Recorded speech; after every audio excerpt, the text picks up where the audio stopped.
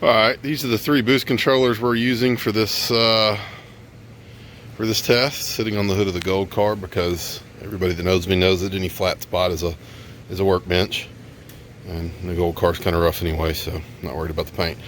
We have probably the cheapest, but I don't remember. These all came off Amazon. I don't think any of them are more than about $22. We got this guy, universal aluminum manual valve for car modified. There's your part number.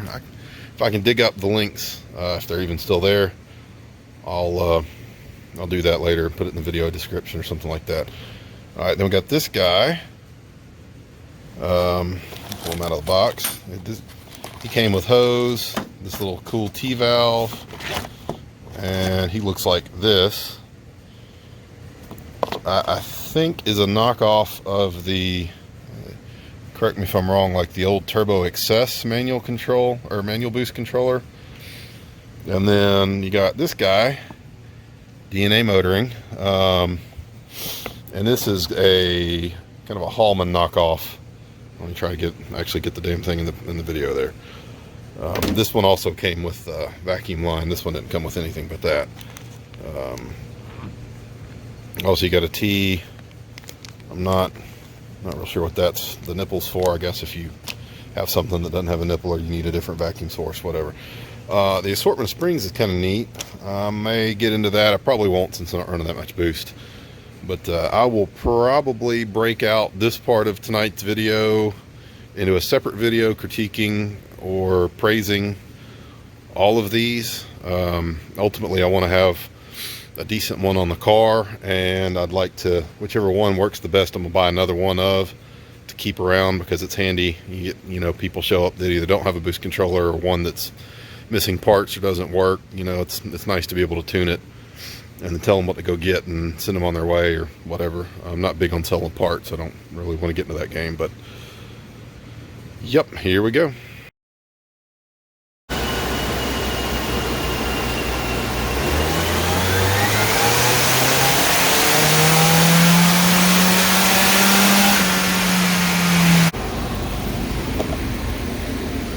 Alright, so this was the first boost controller. Put it on here.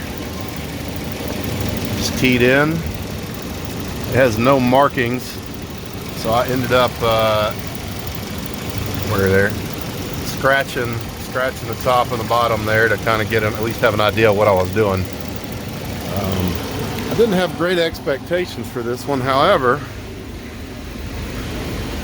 simplicity has its bonuses.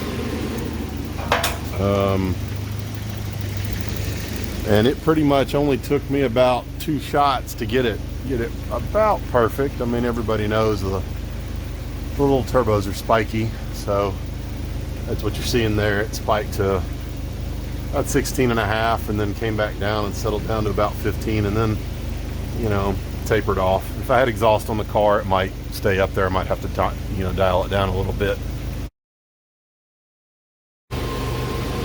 Alright, numbers are in from the second boost controller. Not pleased at all with it, but I'm not surprised. Every single time I've seen one, it doesn't work very well. Perhaps someone can tell me what I'm doing wrong. But it's this purple line, and you can see it did make more power, 168 and 214, but it was running a lot more boost. And I mean, you can see it tapered up top. That's the stock exhaust is really kind of putting the squeeze on that. The dip right there at 35 or 4,000, I guess. Sorry, was it did knock a little bit there on at the boost spike.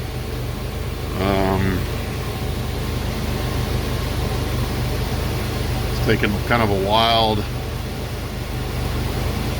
guess at the air fuel ratio there. I'll get it by itself later. Just remember, purple run 20 pounds of boost. It is cheap. I think it was like 15 bucks when I looked up the price tag on it. But the lack of instructions and the inference on how it all goes together doesn't really help it. Maybe somebody else can explain to me what I'm doing wrong with this thing. I'm all ears, but the only way I could get it to actually build any boost was to take the T-valve here, which is actually, it's got a restrictor built in on this end, and hook that in line. This is the signal coming from the compressor cover that's going to the wastegate, and then basically use this as a bleeder, because it doesn't have a ball and spring in it. Near as I can tell, it just opens and closes an orifice, and the more you open it, the more boost. It obviously can go full send. So yeah, I couldn't actually, I kept turning it down and turning it down. I couldn't get the boost to drop below where it's at now, so I may not have it hooked up right. Before I had it in line, I blocked off this part of the T, had the signal coming in from the cover. This was going into the top here, and the bottom was going out to the wastegate, and it would never make more than, you know, stock boost, really. I mean, it didn't even spike hardly.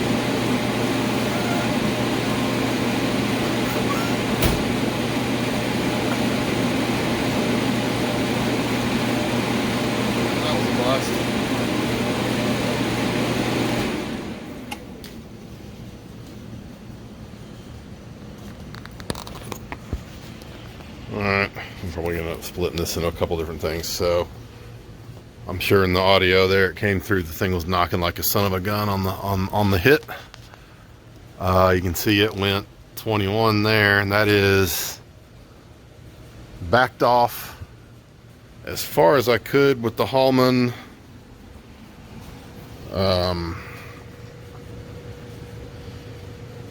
And the lightest spring. It came with 3 springs. It's a little ball and spring valve. Really kind of had high hopes for it. It's a good design. I'm gonna play with it some more going forward, but a bit of a disappointing result there.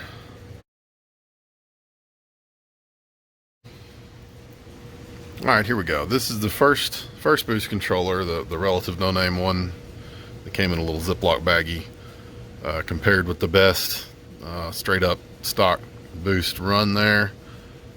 You can see it picked up 60 foot-pounds give or take, and pretty decent amount of power. Not totally surprising. That's kind of what they do. It's usually why everybody's first modification is a boost controller. And then, you know, it's worth mentioning this is not on a tuned ECU. All right, this is the second boost controller, that somewhat complicated one that acts kind of like an advanced bleeder. You might know that I changed the graph background so that the colors would show a little better. I'm not really convinced that's actually helping right now, but we'll work with it. Green is stock again. You kind of see, you know, spool up, tracks everything until it separates there, and this one just kind of kept, you know, went straight on till dawn. Alright, this is our Hallman clone. New background again, trying to get this stuff to show up. The blue is pretty awful, but, you know, just trying to get the lines to show up here.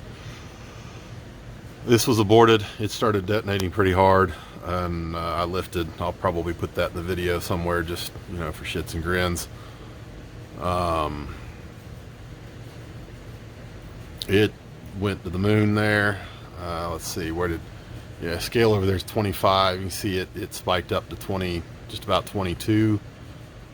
I mean, it came back down, but it picked up knock right there on the spike, and it was still carrying it. It didn't really shed it like the other one did when it only spiked to about 20. Air fuels, not bad again. Of course, this is also exhaust, you know, Tell me if you've heard this before. Restrictive exhaust, choking it down, whatever. Was going to look probably pretty good there for a little bit, but you know, again, it started knocking, and so we lifted. I'm gonna go get the boost controllers, set them up on the hood, and we'll wrap this thing up. All right, guys. So here's the big wrap up on the boost controller test. I ignore my vacuum tee shenanigans here. I couldn't get my small diameter hose on the nipples on the Hallman clone there. Look at the old Hallman clone. We got the, whatever you want to call that one, and then we got this guy. So I went back and dug through my Amazon purchase history. Thank God for the internet. And it turns out the cheapest one is the one that I happen to like the best. Kenny's Choice Award, if you will. It was this guy, Universal Aluminum, whatever, yada yada yada. $10 on Prime, free shipping. This guy was 16 bucks, or is 16 bucks. I think that's probably what I paid for it. I don't think any of these were on sale. And then the Hallman clone was 18 bucks. I did expect better from the Hallman one. I might have to play with it a little bit, see if maybe I did something wrong. I mean, it's pretty straightforward. Just about got it. I think, yeah, that's it. That's there's nothing. You can't get any less than that. And you know, we saw what it did there, so it sent the whole house. It's unfortunate. It did have kind of like the best look to it, but you know, the old ball and spring with a bleeder hose in it, it's really kind of tough to beat. And we've known this for a while. This is the boost controller everybody used to make on turbo bricks, the Home Depot Granger, you know, G-valve style boost controller. Hard to beat, and 10 bucks on Amazon. You know, what are you gonna say? That would be the one I'm gonna get. I'm probably gonna order 2 or 3 of them, and keep spares floating around for dyno days and things like that.